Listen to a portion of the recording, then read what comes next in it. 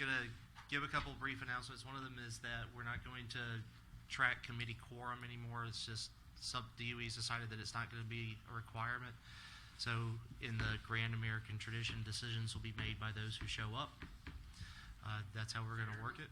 And the phone. And the phone, yeah. People on the phone will still be able to vote. Will you hit that button for me, speaking of phones? Another brief announcement is that we appreciate everything Jim Folk has done for us. He is stepping down as a co-DDFO. Amy Boyette will be the new co-DDFO with Michael Michelanis. So She is. That is official. That has gone through headquarters and has been approved. She is appointed and is co-DDFO with Michael. So. And she'd be here, but she's in D.C. on travel, unfortunately. Absolutely. But she will be with us tomorrow night for those of you who can make it. In Gil Allensworth Cap, a question was raised at the previous committee meeting. We do not need to have a DDFO in this meeting because we are not taking any official vote that would affect DOE. I don't think there's going to be anything to be voted on in this, but if there is anything that needs to be voted on, it's an internal vote that would be kicked to the full board. So we're fine if that question popped up in your head. Okay? I'm done. Thank you. Charles, show is yours, sir. With that, we'll call the meeting to order. And I wanted to say something. I appreciate this committee. You know, I've heard from Gil and from other committee chairs the problems that we've had with attendance. We haven't had it in the last year with this one. And I appreciate your diligence, your being prepared, you're coming here ready to enter into the discussions. And it's been slow the last several months, but we started out with a bang. And we got the work done in a short period of time. And I really do appreciate that as a chair. I've been on both sides of this thing where didn't have committees that were active. So from me to each of y'all, thank y'all for your participation. Thank y'all for coming to these meetings, being prepared. Tonight is a short meeting. I had talked to James about potentially canceling this meeting. I don't mind doing that from the standpoint of I'm not going to meet just for the sake that we had a meeting. There's no reason for that. But we did have a response from DOE. I don't think this meeting will take long tonight, but we do want to discuss that. But with that, I'm going to turn it over to Maxine if she can give us an update, if she's prepared for that, and let us know what's going on at the site. Thank you, Charles. Maxine Maxted, DOE. Is this working? So H Canyon has just completed the fall steam outage. We do 2 outages a year of spring and fall. So we just completed that. So the plant's being brought back into operations, and dissolutions will continue when it's brought back into operations, hopefully starting sometime next week. The target residue material processing campaign continues. It is a little slow. We are at the mercy of the Canadians, so when they ship is when we're prepared. In K area, the facility is entering the outage to optimize the KISS glove box, and KISS is that K interim surveillance glove box. And what we're doing, this is going to be an extended outage, and we're expecting it to go all the way through July of next year in 2020. This is the outage where we're going to basically take out some equipment we no longer need. It's big equipment, so we're actually going to have to take a window off of that glove box. It's never been done before in K. We've done a lot of mock-up and planning. We think they're definitely ready. And then once they take that equipment out, we'll be putting some equipment in, but we'll be optimizing the way the equipment is laid out to try to make that more of a production capability versus what it was originally intended for, was a surveillance program. So we'll put that in a more efficient layout for those production activities, because this is where we do the downblend of the plutonium. And so far, 5 of 3013 containers have been downblended in K area this fiscal year. L area continues to support fuel receipts from foreign and domestic research reactors and transfers of spent fuel to H Canyon for processing in FY20. In FY20, we only expect to receive from the domestic side of the house, because the Japanese won't start probably until 21. But we expect to get 22 domestic research reactor receipts in FY20, most of those being from Heifer, the Oak Ridge facility. 235F continues to address actions for completion of the implementation plan for the Defense Nuclear Facility Safety Board Recommendation 2012-1. We removed 186 grams of PU-238 from cells 1 and 2 prior to us providing direction to the contractor to cease material removal. We believe that we've got enough of the material out, and we're working down that path of how do we go through and close out the actual implementation plan. So that's all being worked in the facility. And that was the end of my update. If there are any questions? Maxine, just a couple. You said y'all had done 5 of the 3013s this year. What was the goal for the year? So for I'm talking for FY20. We've Okay. done 5 of 30. 5 of 30? Yes, so the goal is 30, which is going to be very hard based on them being in an outage through June and July. But they were pushing them. All right, my other question. The Japanese stuff that you said was coming in 2021, That's part of the fuel return program. right? And they got an extension because of the Fukushima accident. They weren't allowed to use any of their ports to ship their material out. So this would be HEU. Some of it is LEU material that the department had already agreed to take prior to that accident. And so it's just an extension to allow them to get it here. Did that entail in H Canyon starting up the electrolytic process, or? No, so I think you're getting confused. Wait a minute though, you're on the right path. So there is a material from Japan. It's the fast critical assembly fuel. It's a plutonium fuel that the Japanese are paying for us to reestablish the electrolytic dissolver in H Canyon. So you're on the right path. It was just a different fuel. At least the right country. Yes. Thank you. Questions? Dave? Dave Eisler, Cab. Well, thank you for that update. That was fast. Sorry. Do you have anything to tell us about NRU and RX? Not at this time. Just say you had something to tell us. Do you have any plans for the unloading station? So what would we do with the unloading station after that campaign ends? Is that the question that you're asking? Yes. Okay. Right now, there are no plans. It's basically a facility that we could still use if we had some fuel in the basin that we needed to do something with. It's basically a rectangle with 3 cylinders, separated cylinders, so we could put a basket in one and do some work in that if we needed to, but there are no plans right now for it. Could it be turned into an isolation station?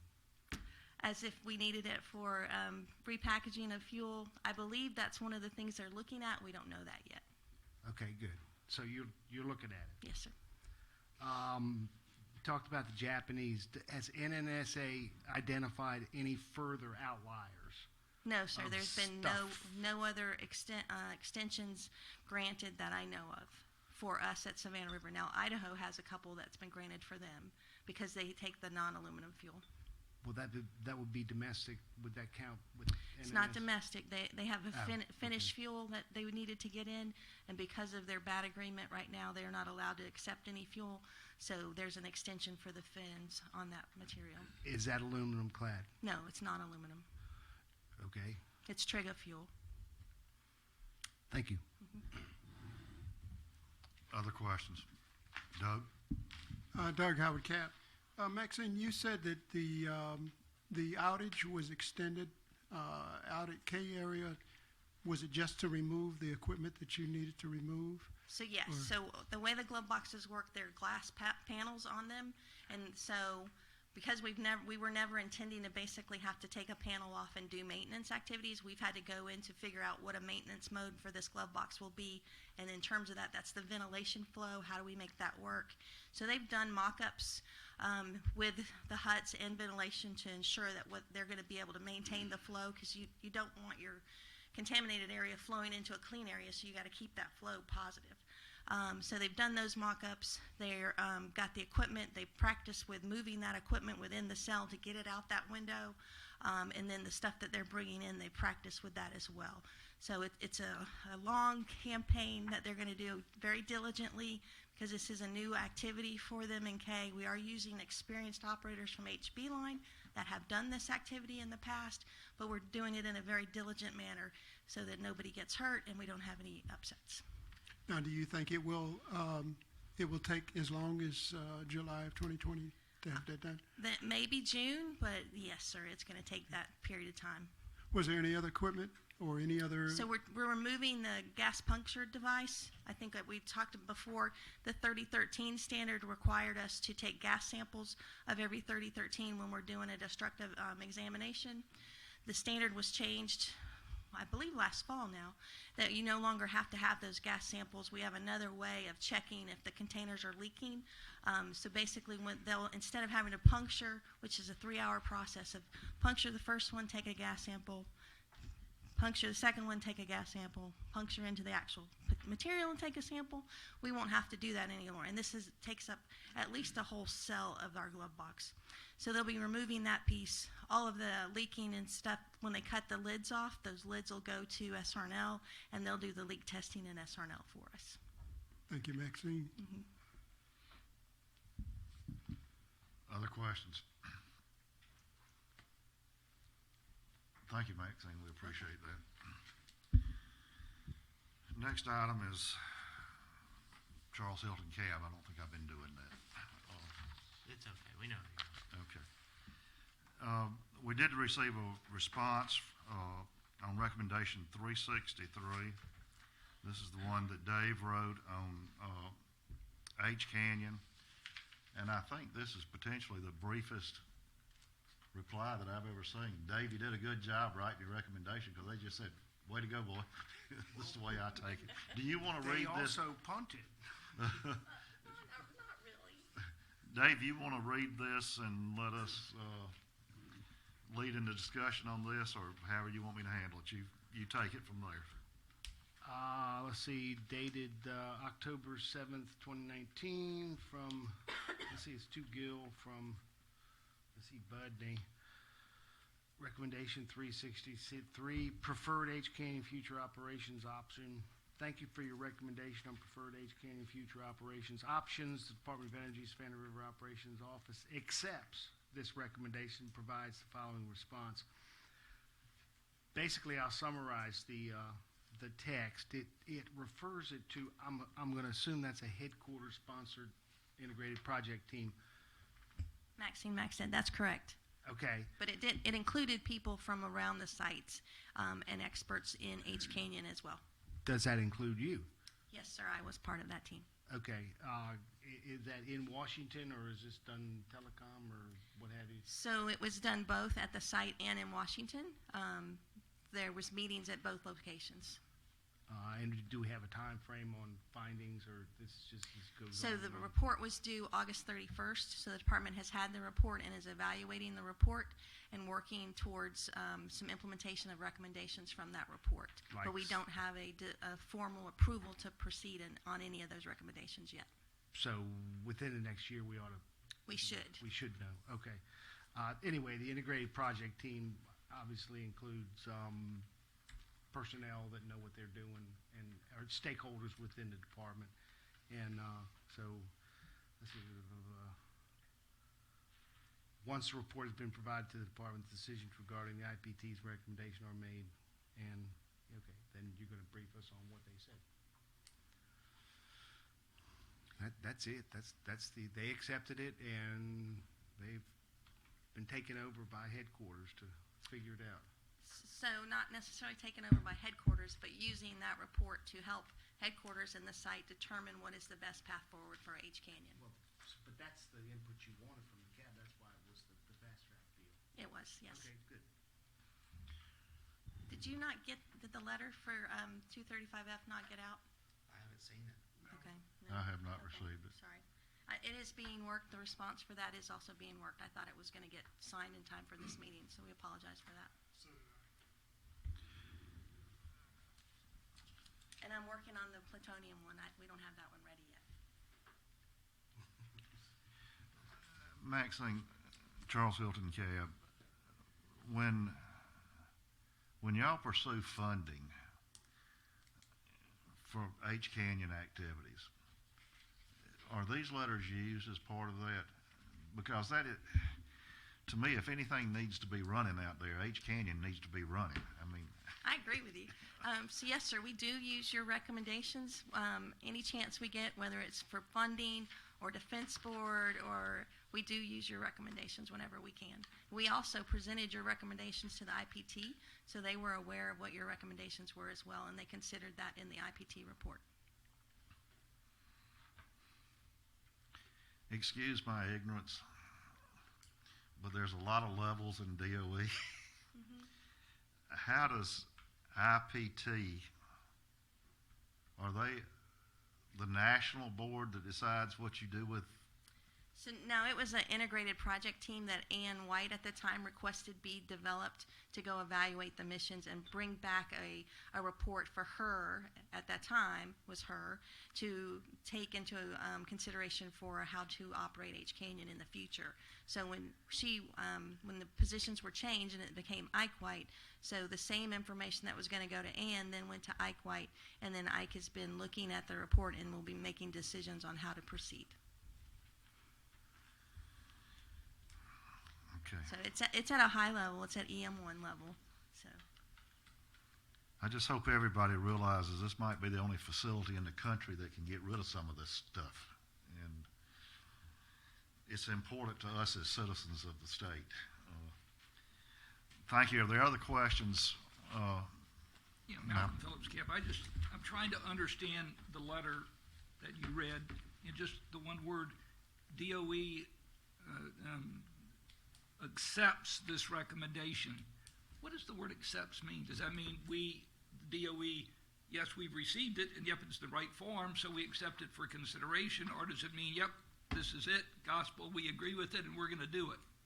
So I think, and I'm not probably the best person to talk about that for accept in terms of cap space, but my understanding is when we say accept, it means we understand what you're asking for, we are not in disagreement with the approach, and we are going to proceed in the planning path to try and head in that direction. So your recommendation asked us to go and process as much of the material out of L Basin as possible. We think that's a smart decision, and so the department is moving in that direction to process as much material as possible out of L Basin. Well, then the paragraph below, I like the word that somebody said, punts. You know, the paragraph below kind of punts. It doesn't say, yep, we're going to move as fast as we can. It says we're providing this recommendation to them for consideration. So is that, I'm just trying to understand DOE parlance. That's basically saying what you just said in a kind of a vague way. Yes, because we can't accept the full department. We have to go up to a higher level in order to proceed in that direction. So right now, the site can accept the recommendation and move forward, but until we have approval from the headquarters, we're not allowed to move completely in that direction. Okay.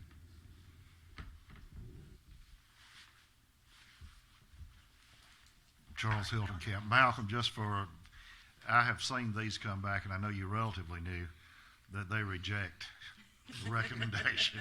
They partially accept. So when you get the full word accept and there's no partially accepts, rejects, we're as good as we're going to get, is my understanding of this process.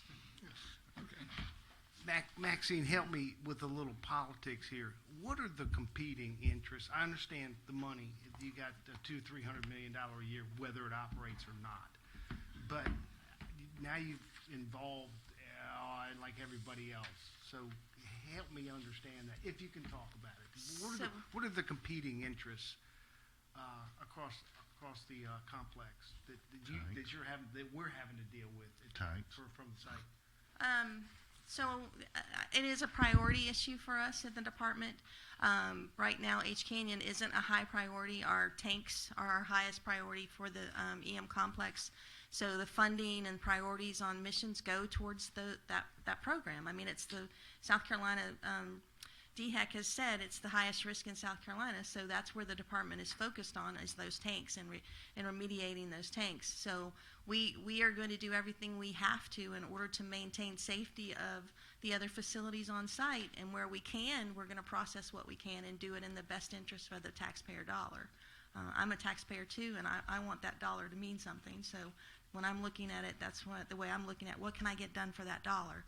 So I think the competing interest is the priorities. There are a lot of priorities within EM that are important.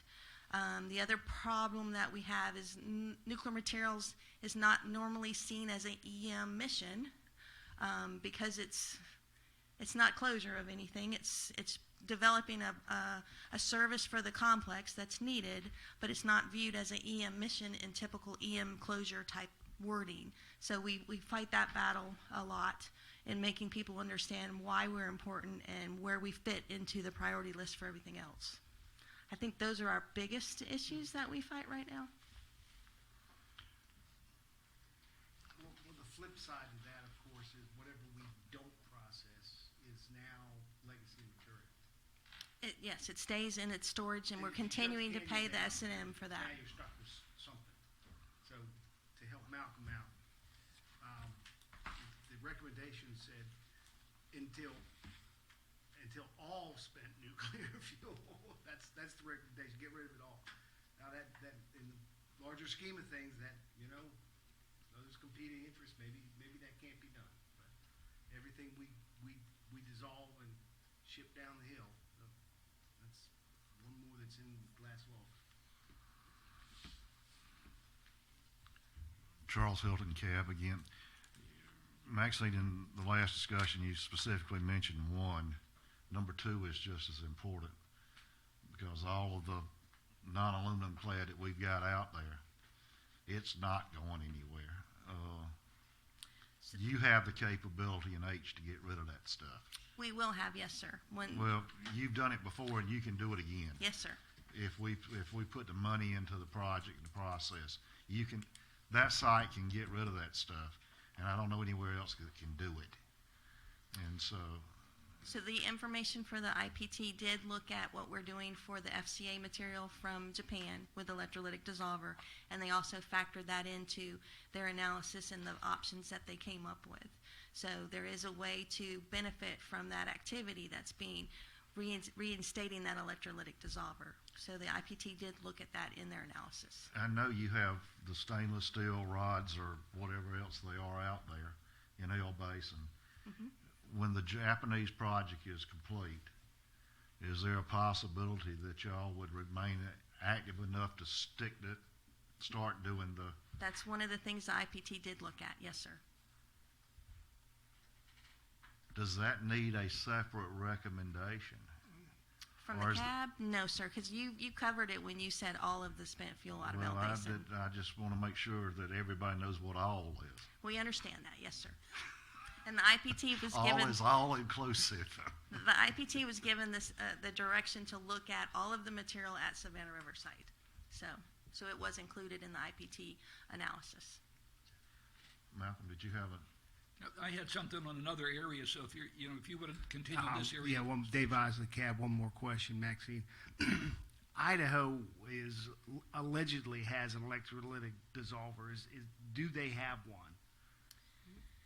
I don't know, honestly. I don't know if it's electrolytic dissolver. They may have a different type of system. Now, the thing that Idaho does have that they're doing with a lot of their non-aluminum fuel is they have dry storage capability. So they are putting a lot of their fuel into dry storage, not dry storage for a repository. It's because it's not a closed system, but they are working on that dry storage because they have that capability right now. So we don't know if they truly can dissolve I do not know if material they out can. there. Okay. I don't. Thank you. Clarify for me that word dry storage in Idaho, that's a temporary... So it's not in a canister that's ready to go to the federal repository, whatever the federal repository will be. It's in a canister right now that they are using for dry storage that they have done all of the analysis on for their safety bases at Idaho. But some of their dry storage is not actually closed dry storage. It's actually open to the environment with air. So they don't have a closed dry storage system right now at Idaho. All right, any other questions on this, and then I'll give it back to Malcolm. Did you have?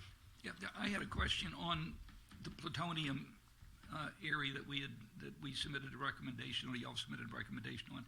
And as I understand, and I've gone back and looked at this and trying to understand it better, there was an EIS done on the full scope of plutonium that was there, including the 13.1 megatons, which included the 6 megatons that were non-pitted and the 7.1 megatons that were pitted. The ROD that was issued just included the 6 megatons that were non-pitted. The 7.1 megatons that were pitted, as I understand, may have been involved in a theory of going down MOX, using those in a MOX kind of construct, which now has been negated. So is that 7.1 megatons, is an ROD going to be coming out shortly with regard to that? And should that be fed into the recommendation, in essence, that was previously made? That's So the you're right, there was a NEPA done for like 13.1 metric tons of material, which included the 6 metric tons that EM is responsible for disposition.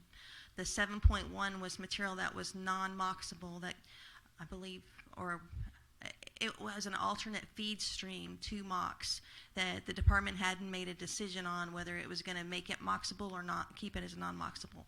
That material was left out of that ROD, like you said. That's an NNSA activity right now, and I don't know if they're going to be moving in that direction. I believe that if they're going to go to their dilute and dispose, they will have to do additional NEPA. Whether it includes that 7.1 is a decision that they'll have to make. I thought that, Malcolm Phillips again, I thought the EIS covered all of that, and maybe this is other kind of backing up a baseline question. At Savannah River now, there's that 13.1 megatons. I can't answer that question for you. Okay. How about the 34 megatons that they I can't answer that question for you. Okay. So then all of the question is, how do we get rid of all of the plutonium that's currently at Savannah River in a recommendation with regard to that versus simply the 6 megatons that a recommendation revolved around? I think the best way for the CAB to handle that is to say the word all at Savannah River, not get into actual quantities, because that's where you get into trouble.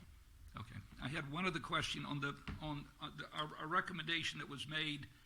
It talked about dispositioning, and it talked in kind of a vague term, didn't really say dispositioning meant off-site removal versus simply downblending. It kind of suggested downblending. Downblending doesn't do a whole lot other than make it so it's inert for easy refabrication into a bomb product. So that's what downblending does, but it makes it acceptable to send to WIP, because WIP requires that configuration for that. Is that correct? Where am I wrong on that? So the downblending allows us to meet the DOE requirements for disposal as surplus material, and also when we're downblending, we have to meet the WIPWAC criteria as well, since it's the repository that it is intended for. So those are the two things that the downblending activity in KISS does. But our recommendation was not to downblend it quicker. Our recommendation was to get it off-site quicker, and that's understood as y'all are processing the recommendation.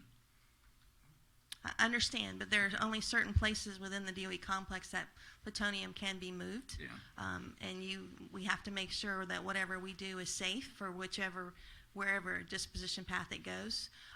So the department looks at all options when they're looking at that.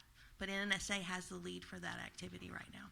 And I guess in some measure that the comment is around the construct of your EIS said the safest, the environmentally safest alternative is no action. So the downblending doesn't give you something inherently more environmentally safe on the site.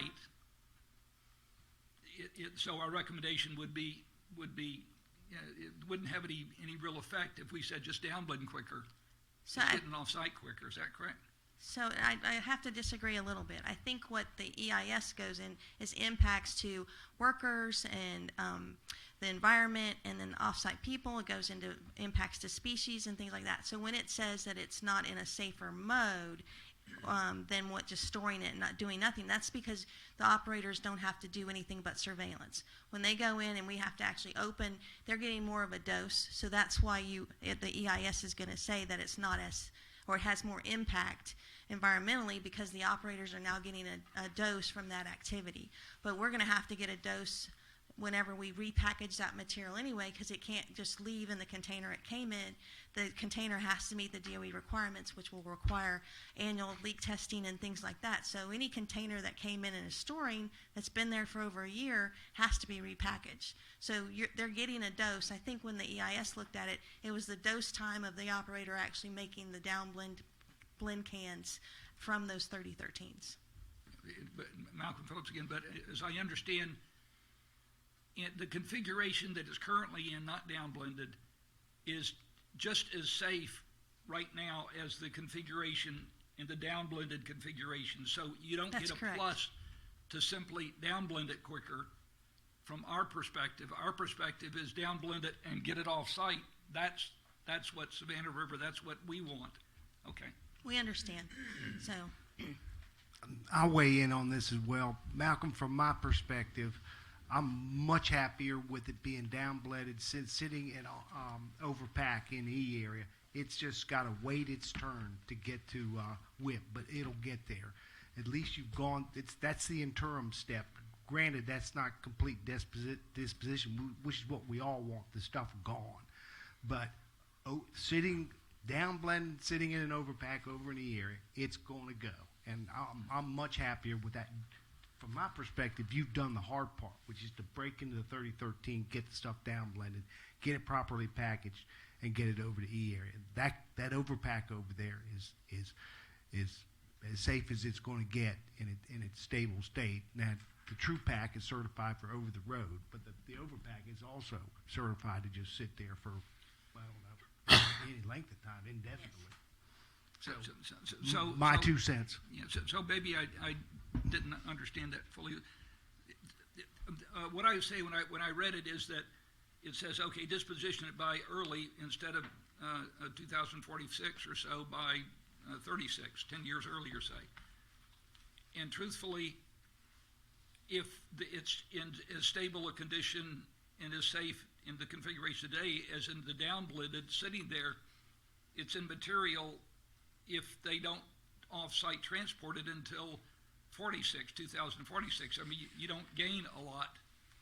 And so what we're saying is get it off-site by 36, not just downblend and let it sit there until 46, get it off-site by 30. That's our recommendation. So Malcolm, Michael McElhaney, Stewie, the big difference and the advantage that I don't think you're that's getting across to you yet is that in the configuration it's in K area right now, there aren't as many places to put it. When you say ship it and send it to someone, it's not as easy as sending it to someone because the someones who get it usually don't want it and they'll complain and sue, much like what happened in the Nevada case. Downblending is the step that makes it more feasible to put it someplace and disposition it where the people who receive it don't object. So just shipping it is likely to have a boomerang effect where if the people who get it don't like it and sue in the courts and the courts say go to send it back, it comes right back to South Carolina. After you downblend it, it's now in a condition where you can put it in. You can finally disposition it in a location where it'll stay. By 2036. Excuse me, I don't mean to. I understand your frustration. We are as frustrated as you, but it is a slow operation, and if you could actually, I mean, the glove box is in a room that's probably from those bars over, that's the size of the glove box. It's a very tedious, manpower intensive operation, and it's slow. And it's slow on purpose because of accountability rules, because we don't want our operators to be doing anything that's dangerous, and we have to have repeatability. These are our most cleared individuals. They go through a human reliability program. So it is a tedious process. We understand the frustration and the timing. Everybody has that same frustration, even our headquarters people. And we've actually run them through the procedure, and they were like, oh.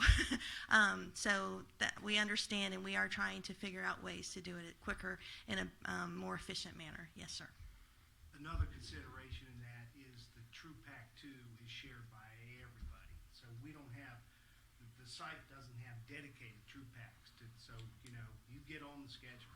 You can get priority, but, how many of them are there? A dozen total? I think there's about 12 in the nation there.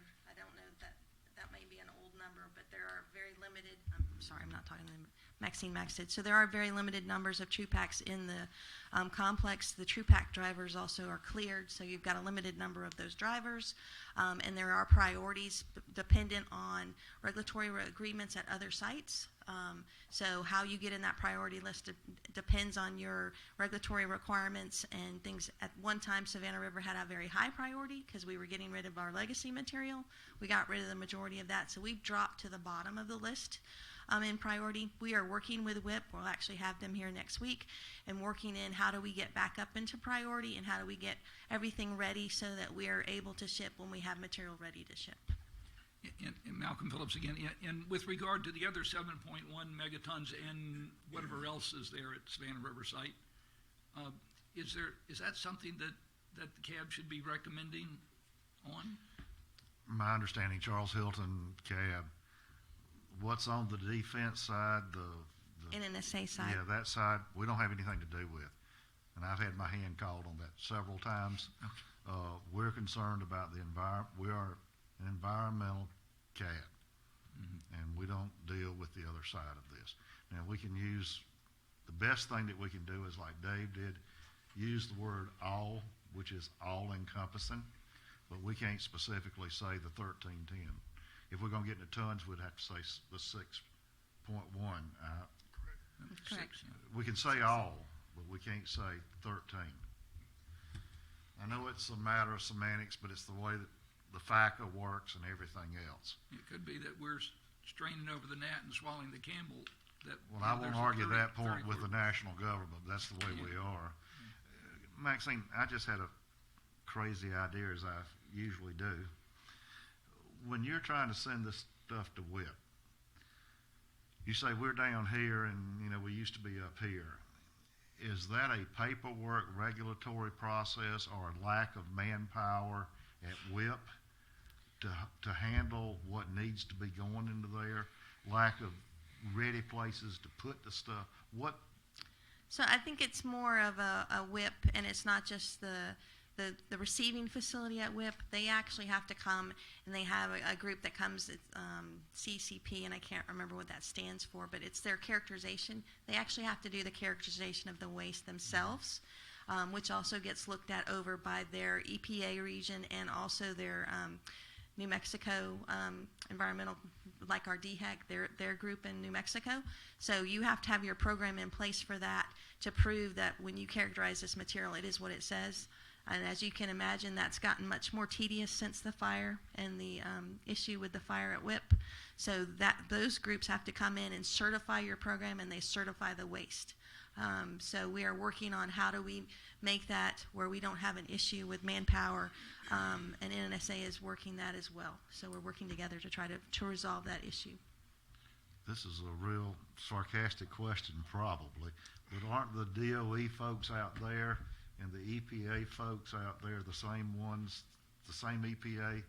No, it's a different It's a region. different region. It's region 9, I think, or whatever out there. We're in region 4.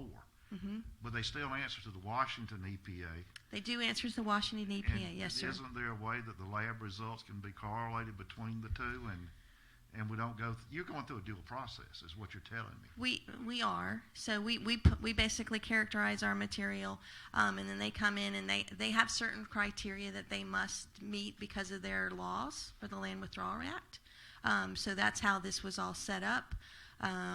It's kind of, it's what the rules have been put in place, and we kind of have to live to them because each of the DHECs, so to speak, they have different criteria that they've been authorized for. So our DHEC is authorized for RCRA. Their DHEC, I don't know what they're authorized for. Honestly, I don't. They have certain things that they've been authorized to implement from a federal stance down to a state stance, and then each state can put in more restrictions on top of that. So I don't know what New Mexico has done. So they're the best ones to come in and give that information. It just appears to me, and I'm a very simple person sometimes, that we can determine what the recommendation, what the levels of scrutiny that we need to do this, and we do it one time. This is a one-time, so Yeah. it is a Well, one-time. But it's for being the- confirmed by both agencies? Are And they do it at the same retesting it? time, though. They're But doing you're saying it. that they're, Mike, when you Mike, pull your sample, you send half of it to DHEC and No. half So of it to... it's not a sampling. It's more of a programmatic look at your procedures, how you generate the material, how do you prove that you're meeting the WIPRAC criteria, how you prove that you don't have any prohibited items in your material. They do real-time radiography, so they're actually x-raying every drum. And then there's also a gamma count that they do, and so that they have their equipment that they've certified that equipment to, and we don't touch it. The WIP folks, the CCP folks come in and they actually do each of those tests, the radiography and the gamma, and then one of the things that we're doing to make it more efficient is we will have that data split. So the data will feed their computer and it'll also feed our computer so that we have a backup of the data from each of those drums so that we don't have to do a double count and things like that. So it's a matter of because of the way they're set up under their law, they're the ones that have to do that work. Malcolm Phillips again. I was the legal team, part of the legal team that licensed WIP. And so what they have is they were licensed to certain standards of what they could have in there. And so they characterized all the ways to assure it meets within those standards because that's their license. And if it's outside those standards, they're in hot water, and not just hot, no pun intended with the fire, but whatever. And so that's the issue associated with that. But interestingly, I love the question that you ask about the prioritization. Can we get some kind of briefing on the prioritization at WIP? You know, you say we're down on the list now. Is there a lot of political stuff? Is that drive it, or is there what drives the prioritization? So Mike Michelanstevie, now you're into the scope of another committee, the High Level Waste Committee, which Jim Folk is my counterpart for. He has the solid waste management, and that committee has gotten briefings on that many times in the past. And now that we're doing briefings at the full board meetings rather than committee levels, any future briefings on that would be to the whole board, including this committee as well. Yeah. Which coincidentally true will be on the agenda in November. So that'll be something that I can ask them if they can add that to what they're already prepping. Yeah, Malcolm Phillips again, because it would be interesting. You know, we're an interface with the populace, if you would, and if there's political considerations, you know, candidly, there's things that we may be able to do to help political considerations. Mike Michelanstevie, while there might be political considerations, there's also legal considerations with respect to consent agreements that different DOE sites have entered into with their local regulators, and when WIP went out of service for 2.5 years while they recovered from the fire and have had to do their upgrades to the ventilation system, although they restored the ventilation system, they're still limited on how fast they can do excavations, how much work they can do, because some of you actually got a tour the last time, a couple previous chair meetings ago. Until the ventilation capacity flow through is increased, there's only so much combustion engine work they can do down the mine before, with very conservative calculations, they can't run anymore. So we're putting in a brand new ventilation system, and once that gets in, you can do even more work. But until then, the throughput, how much WIP work can be done is not as high as we'd like it to be. So now, as we recover from a 2-year stand down, come up at a different pace than we wanted to, the folks in Carlsbad who are managing the National Transuranic Program are balancing all the different state priorities, all the different state and DOE needs. And yes, there's not a legal issue driving the downblending, so it's kind of at the lower end of the priority, while some of the higher other sites, and I can't speak to that, but Jim can when the presentation is made. So just a little bit of a teaser for next month's presentation. And Maxine, I don't want the impression left that WIP's not helping or working with us at all, because they are. So we've had situations where we needed to get a shipment out in order to maintain our program and not have to go through a readiness assessment, and they've worked us into the schedule under those. So they do look at what are the site needs, and where they can, they support those needs as possible. Yeah, Mike Michelanstevie, imagine yourselves as the electronics store on Black Friday, where you've got the 6 Xbox 360s in the back, or Xbox Ones in the back, and you've got 600 people clamoring outside or the big Walmart with the big screen TV. They all want their big screen TV, and everybody wants a ticket, but you can only hand them out so fast. So when they opened the doors and opened for business again, all of the DOE sites very much wanted to get back into the shipping order, get back into shipping priorities, and when the relative priorities were balanced out, we did get some shipments, but other sites had higher priorities. But they are, I want to emphasize, I'm glad Maxine brought that up. WIP is working with us. I know Jim has very frequent conversations with them, and I think I would ask some of these questions of Jim or whoever he has presenting when they do the full board, because I'm sure he'll share what he knows, which is a much more depth and firsthand knowledge than I have. And Malcolm Phillips again, and to some extent also looking at critical path. What is critical path? Is it the shipment itself going in there because the facilities, or is it to some extent also the containers? Is containers critical path to manufacturing it, or So when the Maxine Max said DOE, so the critical path for the plutonium is going to be the downblend because it just takes so long to do that material. They can ship it out and characterize it a whole lot faster than we can put it into the blend down cans. Yeah, Michael, I'm going to ask you to hold. It's Okay. time for public comment. Wow, you're telling the DDFO to follow that. I'm Good. sorry. You're Public absolutely takes. right. You're absolutely right. Recognizing the distinct lack of people in the seats. But it is time, and we do have it. It's a public meeting. Good. Do we have anyone signed up for public comment? Online? Do we have anyone online? Do we have anyone that we're aware of that wants to make a public comment? If No one not, hiding under the table. if not, we have met that part of our agenda. Now, Michael, I'll recognize you. So, Mike, On the website, though, I don't think the K area video is on their website from the presentation, is it? Last time I looked, it wasn't there. May not be, but So Mike Michelanis, DOE, one thing, Malcolm, that we have that might help you, because I'm not sure whether you've seen it. We've presented a video in the past that illustrates the hands-on nature of the down blending. So imagine 6 metric tons of plutonium. That's 6 times 2,500 pounds. If you think of that, that's a lot of plutonium, and you're doing it hands-on in a glove box. When you see the process we're taking, part of this outage is to optimize the process and to try and get some efficiencies that Maxine's already addressed. But at the end of the day, it's a very laborious process to create the plutonium and to put in the form that could have been used for the weapons program. It's going to be as difficult a process to undo all of that, and it's hands-on to a large degree, much like the formulation of it. It's not something you can just pour into a machine and have the internals make everything happen, because, as Maxine said, the accountability is a huge issue, because once you pour into the machine, you've got to keep track of every little bit of it that comes out per international agreements.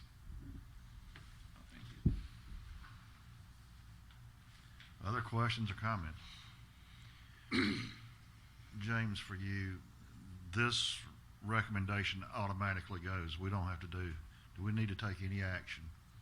if you'd like to take a temperature of the room and see if everybody agrees that you want to close it, I mean, if that's what you Okay. want to do. And that would be my recommendation to the committee, that we close this recommend to the full board that that recommendation 363 be closed. Is that, can I have a motion for that? If that's, I so moved.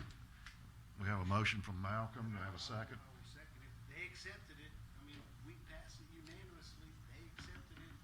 Now they had to pass it on to the higher order, but that would have happened anyway.